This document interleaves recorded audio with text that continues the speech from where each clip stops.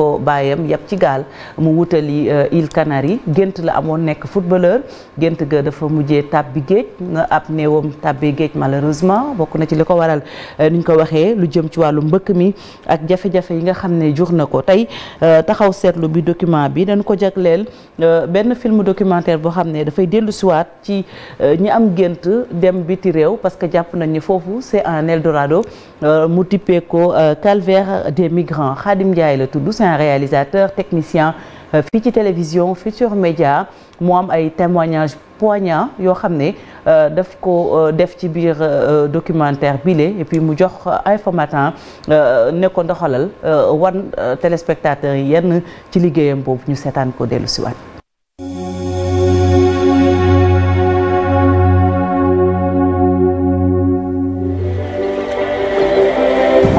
nga nekk ci réew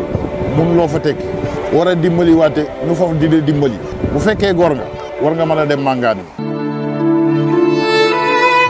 ngir am dundin bu gën ay junni doomu Afrique ñooy bàyyeekoo seen réew ngir wutali Europe kenn mënu leen tere dem jaarale ko ci waax yi ba ci tali yi. Matar Khoudia Ndiaye ñu gën ko xam ci turu Big Maxu Jolof ndaw la nekk itam rappeur lu doy waar la fa dund. du dama jógoon pour dem Libye pour si yoonu Libye pour dem def immigration irrégulière ak yooyu moo dafa am benn producteur boo xam ne nigérien la vacances citoyennes yi passé dama joué bi ma joué ba pare public bi ni mu apprécié après mu côtoyé ma ne ma yow sa musique daf ma neex bon te mën nañu travailler loo xam ne mën na def dara ci àdduna bi yëpp léegi ñu waxtaan noonu ci détails yi si la ñu war a ànd dem Nigéria moom dafa waroon a jaar Mali ci ay label yi nekk foofu war a jaar Burkina et tout ñun ak suñuy ñooñ ñi ñu waroon a ànd ak léegi bi ñu demee ba Mali war a dem Nigéria suñuy kàddu man ak moom am yu woroo maanaam am yu ñu waxante woon mu commencé di changer léegi ma ne damay wàññeeku ñibbi Sénégal bi ma laajtee garage Sénégal pour ñibbi si fan la ñu won ma ko bi ma demee bu foofu ma fekk fa nit ñu bari ma laajte mais ñii lan la ñuy def fii ñu ne ma non ñii Italie lañ jëm ma ne leen Italie mais naka la ñuy demee Italie quoi si nii si garage ñu ne ma non passeurs yi ñu ngi nii soo waxee ak passeurs yi après ñoom dinañ la wax prix bi nga xam ne moom ngay fay ma wax ak passeurs yi ñu ne ma soo joxee 700 000 dañ lay dugal fii bus ba Niger boo demee Niger Niamey après dañ lay dugal bus ba Agadez fa lañ lay dugalee 4x4 ba Libye après Libye foofu dinañ la dugal bateau ba Italie donc ni ñu la koy waxee ak ni ñu lay convaincre dafay yomb ba tellement da nga naan non dans une semaine ma yegg Italie léegi nag si lañ jël yoon boobu. yoon boobu ca Caaroy Géej lay tàmbalee. gox la boo xamante ne napp gi fës na fa lool loolu waral ñu bëri ñu bëgg a dem Europe fa la ñuy jaar ñetti yoon kii di Moustapha Diouf dem na ñu delloo ko. 2006 ku ne xam ne ne accords yi daf ñoo sonal ci géej gi accord de pêche entre Sénégal ak Union européenne mënatuñu dem géej napp jën am jën wi ñu war a am pour dundal suñu njaboot mais bu ñu demee ba nga xam ne ñun géej gi amalatuñu njariñ mënatuñu fi napp amatuñu moyen yuñ concurrence ak bateau yi nan la ñuy def lu fi def dem defi immigration. ca Caaroy Géej bëri woon nañ ndaw yi bëggoon a tukki moo sax nag lañ ko defoon ay temps taxi di ci dugal koppar gu tàkku ngir mën a jël gaal yi. sama doom nag maçon la doon liggéey di ànd ak papaam parce que liggéey bi yëpp moo ko yoroon sama benn tante bu jógee Orix ñëw ne doomam la fay dem Espagne. fekk sama rakk bi di toog ci néeg bi di seetaan télé ma ne kat Ablaye ñii de nee nañ dañuy dem mu ne ma fu ñu jëm ma ne kat nee nañ dañuy dem Espagne mu ne ma man de demuma. léegi sama yaay daal ne ma comme que sa rakk bi dafa beñ léegi. wa préparé koon sa doom ji ñu yóbbu ko noonu ma daal di koy wax sama doom ñi tax moom dafa mës a bëgg affaire tukki mu daal di ne ma waaw yaay kon préparé ma ñu ko ma commencé di ko préparé moom it mu gis ni ñuy préparé le xale bi mu daal di ne ma kon man it damay dem. ñi tànn tali yi ni Big Maxu Jolof lu ne lu ñuy dund yoon wi dafa gudd di nga jaar Mali jaar Burkina Niger laata nga yàgg Libye ci diwaanu Agadez ca Niger le migrant yi di gën a sonn duñu xamati lu ñuy def dañuy sàcc seeni xaalis di leen mettital ak yeneen i xeetu xoxotal. boo déparé Mali war a dem Burkina Niger di nga dajeeg si montage dina mat 15 ba yenn saa yi sax mu jëm 30 léegi ñoom dañ lay xamal carrément que ne xam nañ ne immigration ngay defi te dafa irrégulier donc jaaduwul léegi pour nga jàll di nga joxe 15000 yenn saa ñu laaj 20000 yenn saa ñu laaj 25000 yenn saa ñu laaj 10000 ci 90 personnes bu dee amoo nag dañ lay téye foofu doo dem bu ko defee ñu bàyyi bis bi jàll. parce que ñun ba ñu jógee Mali ñu ngi nekkoon 90 personnes mais ba ñuy yegg Niamey ci capitale moins de 50 personnes lañ. ndax jafe-jafe yi ni mel ñenn ñi sax dañuy dem ba jaay seeni bopp ngir mën a faj seeni soxla. man gis naa jigéen ñoo xam ne ay 200 francs la leen di ay nit di jox di sëy ak ñoom. loraange yi leen ci mën a fekk umpule na kon lan moo waral ba tey ndaw yi di wéy di mbëkki xëy na gaaw a tekki bokk na ci. dañoo dem pour wuti koom-koom bu gën a dakku dañoo dem pour soppi seen dund fekk ne yaakaar nañu ne fi ñuy dund mën na am bu ñu yeggee feneen dund gi gën a naat gën a baax. ñi jëkk dem dañoo àgg biñ demee dañoo woote ne àgg nañu mais duñu wax risque bi ci nekk daal ñoom ñu daal di fobu ku nekk daal di fobu daal ne damay dem. mbébét bi rëy na naka noonu tam loorange yi ñi ñàkk seeni bakken ci yoonu mbëkk mi bëri nañ ca Caaroy Géej atum 2006 ak léegi Awa Gueye amul benn xibaar ci doomam bu góor ak rakkam bu góor. léegi bi ñu demee ma dégg ca marché ñu daal ne ñi doon dem Espagne gaal ga dafa suuf ma ne gaal ñu ne waaw ne man de ñii bi ñu dem de waxuñu ma woon dañu dugg ci gaal boobu laa leen gëj dégg metti na nag metti na torop c'est que dañuy bësanteeg sunu xol rek.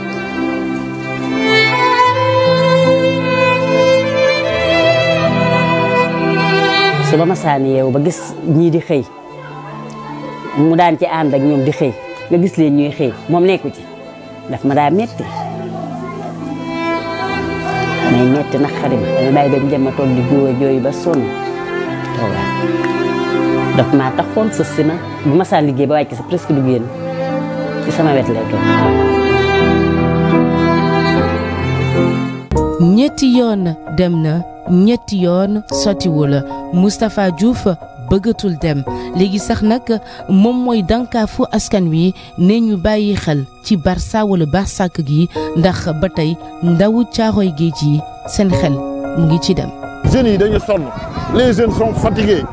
il faut aider la jeunesse sénégalaise du ma balaa may xale yi de parce que li ma jàppoon ba ma dugg ci géej gi duggaat ci moom moo leen jàpp ba ñu dugg ci géej gi ñuy des ñuy dellu si ñeneen ñi di wàjj dem tey xale yi ñu ngi ci Maroc xale yi ñu ngi ci yeneen réew yi ñii ngay déggee Libi ay sénégalais nga fa ñaata gunay caare yi ñoo nekk ci àll bi ci ñàkk espoir ci dëkk bi ñàkk espoir ci réew mi war a tekkee ñu dem ba say waajur continuer di lay yar amoo kër goo dëkk mën loo dundal sa njaboot boo feebaree doo faju li nga 2006 bi ma lay wax nii caare sur mer fii mouvement nawetaan yi dañ ko arrêté nawetaan amu fi xale yëpp ci ndox mi nan des. mu nekk lu doy waar nag ndax Afrique am na lépp li mu soxla ngir sukkandiku ci àdduna bi yëpp muy continent bi gën a war a mën a jëriñoo ci naaj bi ndax daf koy dund saa su ne ci téeméer boo jël Afrique moo yor ñeent fukk ci li àdduna bi mën a jëriñoo ci naaj bi jamono yi ñu toll nii nag lu ëpp benn milliard ak ñetti téeméeri million ci askanu Afrique ay ndaw lañu seen at weesuwul ñaar fukk Afrique am na itam ndox mu doy ak réserve bu mag tollu ci juróom benn téeméeri junni ak juróom benn fukk ci mètre cube am na pétrole am fer or diamant ci wàllu mbay mi itam Afrique kenn demul mu des am na suuf bu naat climat bu neex waaye lu ëpp ci suuf soosu jëfandiwuñu ko mu ne day mën na nekk ëllëg li dundal Afrique ak àdduna wérgal këpp li ci des mooy nguurug Afrique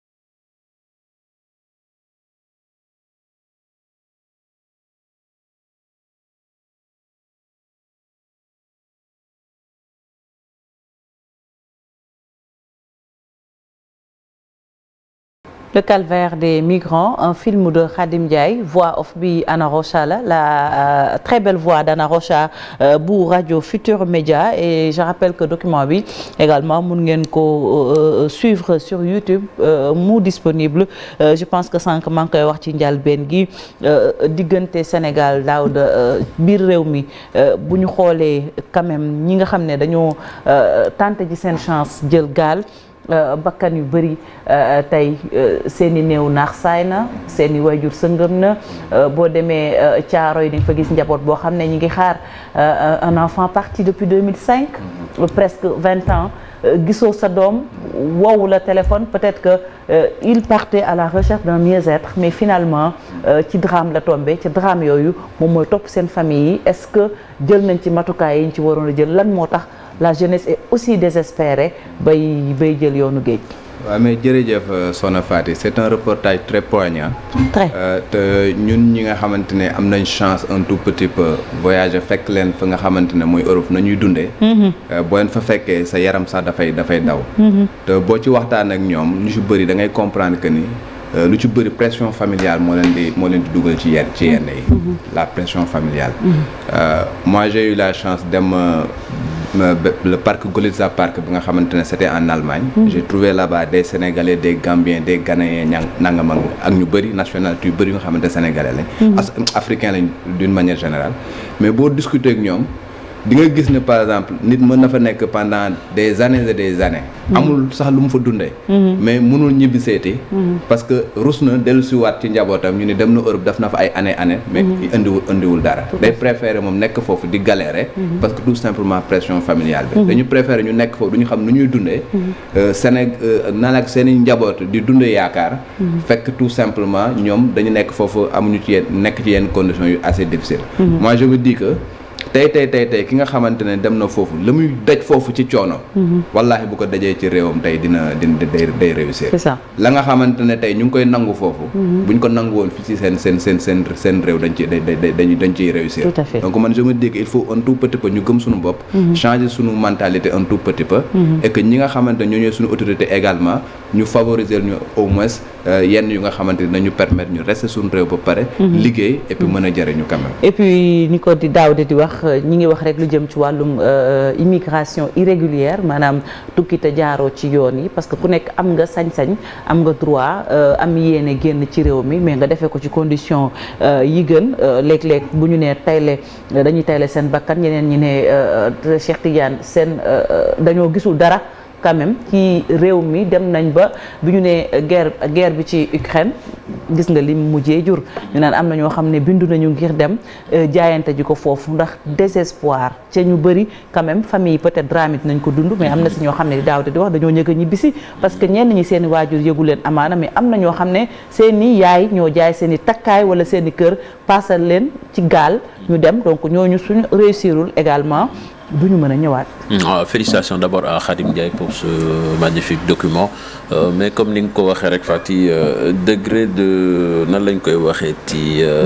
dem ba xamee amatoo yaakaar. désespoir bi dafa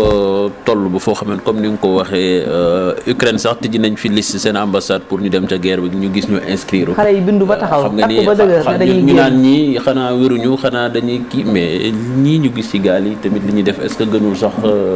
doy waar. Parce que gaal yi soo ci duggee ce pourcentage de chance de survie c'est infime. te même soo ci muccee en général ñi mucc ci gaal gi dañuy dem ñu dugal leen ci ay camps de réfugiés yoo xamee ni ay traumatisme yu doy waar la ñuy dëkkal, parce que dafa am lu ñu dund ci trajet bi loo xamee ni du leen bàyyi. ñenn ñi dañ ciy dem ba carrément dof. mu wane ni rek lii dara jaru ko. dund bi métti na fii trop. mais comme ni ñu ko waxee nañu bàyyi di xool nit. naan kii dem na am na lii man foog ma teg ci sama bakkan tamit pour dem am lii, parce que nit ñi bokkul fii ñun ñi déjà ñun ñi ngi fii di dund entre nous. di nga gis sa morom boo xam ne moo am loo xam ne amoo ko te fii la am. ça ne veut pas dire que yow tamit soo demee extérieur dem kooku la mu am foofu yow tamit da nga koy am. forcément ça ne se passe pas comme ça. gouvernement bi tamit na def li ko war. jàppale xale yi ñoom tamit ñu am liggéey. parce que je pense que su dëkk moom moo dàqal lépp quoi. Très bien. Et puis Marcel Maron, sans compter ñi càng biir Afrique, Libye Maroc. C'est des drames, c'est finalement plusieurs tranches de vie yoo xam ne quand même je pense que bu ñu defee taxaw seetlu wax li ci nekk amaana mun nañu xoolaat suñu doxalin ñun ñëpp. amaana mën nañ xoolaat suñu doxalin ñun ñëpp comme itam nu ko Cheikh Tidiane waxee lu koy firndeel mooy fii ci biir Sénégal rek da ngay gis ay réussites sociales yoo xamante ne bu ci nekk c'est différent les unes des autres ñoo xamante ne dañuy basé wu ci réussite boobu bëgg ñoom tamit tekki donc loolu mooy expliquer peut-être même si man moom sama wàllu bopp am na fu may toll yaakaaruma ne dinaa jël genre risque yu mel noonu mais ku ci nekk ak lu motiver peut-être sa décision même si on ne cessera de le répéter de le rappeler ndaxte problème bi yàgg na malheureusement depuis quelques années maintenant phénomène immigration clandestine mu ngi gën di law donc ñuy gën di fàttali rek nit ci ne que peut-être même sacrifice yi nga xamante ni yaa ngi koy def lu gën a wóor peut-être mooy nga jël xaalis boobu noonu def ko dans des conditions légales jéem a wut un visa ou bien un billet d'avion parce que léeg-léeg li ñuy laaj ci gaal gi pour passe c'est quand même assez conséquent comme somme bu dul loolu tamit nga jéem a xool tamit nooy investir sa biir réew avec ak lu néew loolu nga am yàgg neen gis ñoo xamante ne dañoo déparé de zéro yegg foo xamante ne xalaatuñ ko woon c'est peut-être bien beau de le dire comme ça dans les discours mën nga ko wax ay nit yoo xamante ne dugg na peut-être fii jàll ci beneen nopp bi mais bon malheureusement lu ñu mën a def mooy rek di continuer di sensibiliser bon tout en espérant que mbir bi dina wàññeeku bu baax a baax dernière intervention ak Cheikh Diop kenn ku nekk ci ñun fii toog ci plateau bi am nga peut-être histoire sa diggante ak immigration clandestine xam nga peut-être ku ci dugg wala nga xam ku ci dugg wala nga tase ak waajur boo xam ne jooytu na moi je me rappelle à Thiaroye benn reportage il y a une dame qui m'a tellement marqué da doon jaay gerte mais elle avait la photo de son Samba son fils qui est parti peut-être lu ëpp 5 ans déggu ko woowu ko mais nee na dans son fort intérieur son enfant est vivant c'était son fils unique donc histoire yu mel noonu bëri na ci yaayam xamul doomam nekk mais mère bi da ngay xam ne dafa am traumatisme bu ko dal parce que elle est toujours avec la photo de son fils elle attend le retour de son enfant qui n'a pas fait signe de vie depuis 5 ans donc Cheikh li muy indi quand même ci famille yi ci drame ci ay jafe-jafe faaw quand même ñu gën ci taxaw Fati waaye ñi nga xam ne itam ñoom ñoo di waajur yi saa su nekk je pense que war nañu mën a dalal seen ay doom à chaque fois même bu demee ba ñàkk yaakaar sax war nga ko mën a delloo si waat wax ak moom xamal ko moom mooy kan ak fan la bokk ba tax na moom lu mu métti dina ko mën a gérer mais également ñuy interpeller gouvernement bu Sénégal mu multiplier les efforts yi nga xam ne da koy jëmale ci ñi nga xam ne ñoom ñoo di ndaw ñi parce que itam jeunesse dafa doon lu am solo Fati ci réew waaye lu mu ci mënti doon ñu xam ne rek ne toog fi tekki mënees naa am c'est pas parce que dem naa Europe moom moo war a tekki am na ñoo fi nekk ñoo xamante ni tey jii ñu ngi ci réew mi am seen sutura boo xamante ni tey ñeewuñu ñoo xamante ni jéggaani nañ dem Europe donc ñu delloo si xel yi bu baax a baax waaye également jeunesse bi ñu gën a consciente ci lépp loo xamante ni donc dañu koy def ñu jàpp ne rek yàlla yaana et que yàlla mi ngi fépp le soleil brille pour tout le monde et puis malheureusement ñëpp amuñu chance su tekki fii am na ñoo xam ne peut-être seen sutura tugal la nekk mais ni ko Marcel waxee ñu jaarale ko ci anam yi nga xam ne moom mooy yoon uti visa waaye itam suñu kilifa yi Cheikh bi ñu ko waxee am na solo ñu bàyyi xel bu baax suñu jeunesse bi ko defee ñu gis dara lambu daj gi ñuy wax ndax gis nga am na ndaw yoo xam ne ñu napp gi doxatul moo tax ñu jël gaal peut-être bu ñu defee effort dans ce sens ku nekk activité bi nga yëngu ñu renforcer la ci amaana ñu toog ñu leen di jaajëfal bu baax et puis